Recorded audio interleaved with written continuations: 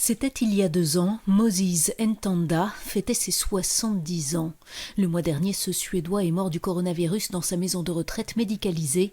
En Suède, près de la moitié des 3800 victimes du virus résidaient en maison de retraite. Moses était mon oncle. Il était comme un père pour moi. Pour Juliana, il y a bien eu négligence. Ils ont dit que ce n'était pas comme ça qu'ils procédaient quand des personnes âgées attrapaient le coronavirus, qu'ils prendraient soin de lui à la maison de retraite au lieu de l'envoyer à l'hôpital, qu'il n'avait pas besoin d'être hospitalisé. Mais la vérité, c'est qu'il aurait dû être hospitalisé. Un jour au travail, les gens m'ont appelé en criant « Peter, Peter, il faut que tu viennes.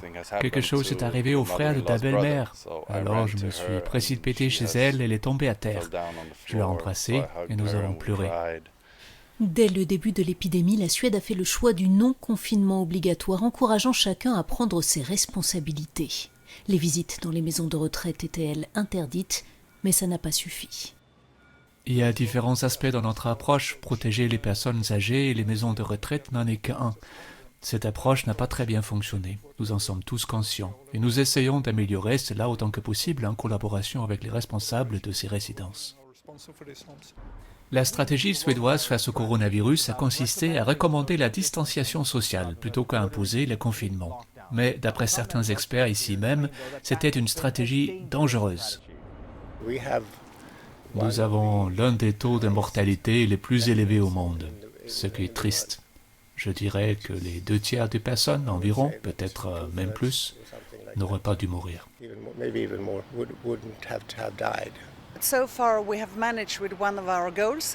Jusqu'ici, nous avons atteint l'un de nos objectifs, qui était d'aplanir la courbe de la propagation du virus et aussi de faire en sorte que le système de santé puisse faire face à ce défi. Mais pour chaque victime de cette terrible épidémie, c'est évidemment un chagrin immense dans les familles.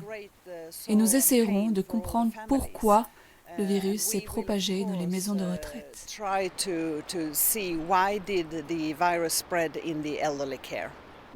Ils pensent que leur stratégie est excellente, qu'elle fonctionne.